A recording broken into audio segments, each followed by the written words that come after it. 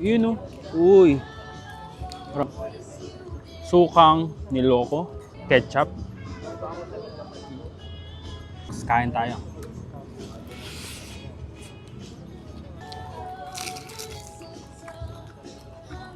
Bossing, magandang hapon, bossing. Gandang hapon po. Bossing, ano bang minamasa-masa mo dyan? Ito po yung dough na gagawin kong authentic Ilocos empanada po. Authentic Ilocos Empanada. O, dinala ko po sa Ayun. Imus. Ano ba masasabi kung authentic talaga yung Ilocos Empanada? Bali, ito po yung nakita ko sa Ilocos dati sa vegan po. Kapapaya yung ginamit po. Ayun. Tapos yung dough po, bali orange siya, batak po siya. So bali, ayan yung parang hindi lang siya authentic, inspired talaga siya sa authentic na Opo, empanada. kasi may twist na po siya. Pero yung mga rekado nyo, bossing, Bali, sariling timpla ko na po. sariling timpla na. Ay, ano yung bossing yan? Nilalagay mo Bali, ngayon? cabbage po yung ginamit ko. Tapos ito po yung sinasabi kong longganisa. Longganisa, ano yan, bossing? Anong Bali, longganisa? homemade na po siya. Ang flavor po nito, pinagalo ko yung vegan at saka lukban na longganisa. Ay, yung sa authentic, bossing, papaya yung nilalagay, tama, di ba? Papaya nga po. Pero sa inyo, cabbage. Cabbage po. Ayun.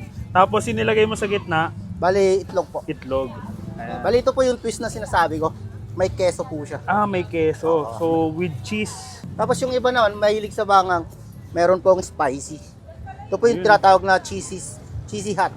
Ayun. Ma-cheesy na, manghang pa. Opo.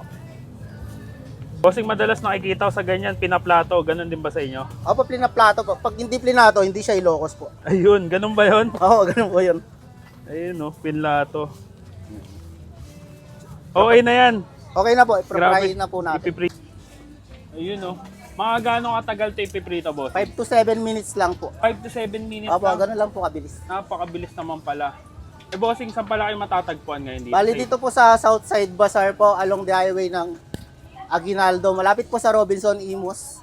Meron din po kami isang branch sa malapit sa SM Bacor. Ayun. Anong pangalan nitong tindahan nyo, bossing? Lakay Ilocos Empanada Food Hub po.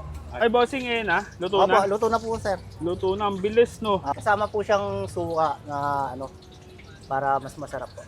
Ayun. Yan yung suang Iloko, bossing. Sukang niloko po. Niloko? Bakit niloko? Sariling timpla ko rin po kasi. Sarili. Lahat pala dito sa Ilocos Empanada mo, sariling timpla, no? Opo. Okay. Magkano ulit yung bossing? Bali, cheesy spicy po. Bali, 160 po siya kasi nag-add ulit kayo ng spice. Ayun. Sige, bossing, tikman ko muna, ha? Thank Sige you po. Thank you. So, mga box, ito na nga yung Ilocos Empanada ni Lakay. Ayan, ito yung authentic na inspired sa authentic na Ilocos Empanada. So, dahil nga inspired siya, iba yung mga nakalagay sa kanya.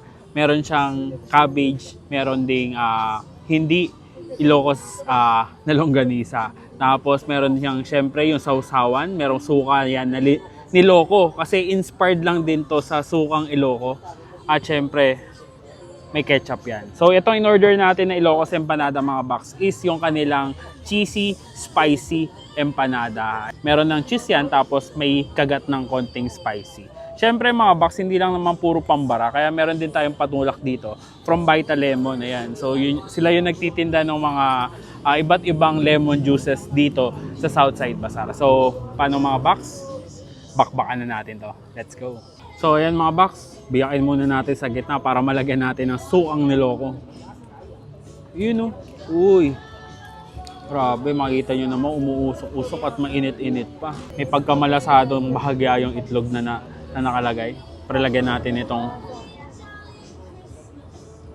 ayan, sukang niloko. Lagyan din natin itong ketchup.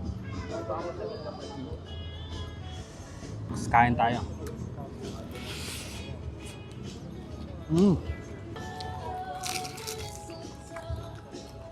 Sarap.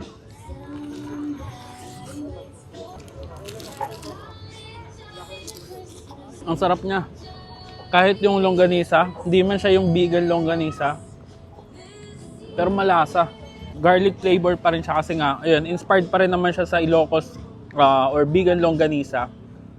Tapos dinagdagan pa ng inspiration from Lukban longganisa.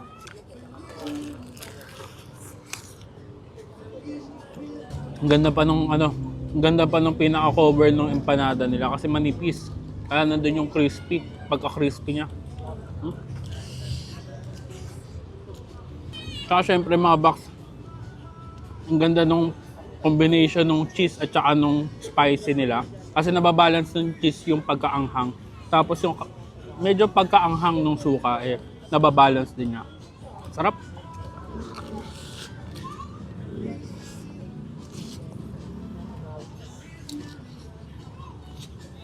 Dahil medyo may anghang to, ayan, pinagpapawisan na ako. Kailangan natin ng panulak na medyo panlaban sa anghang. Kaya meron tayo dito Vita Lemon na Yakult Lemon Juice.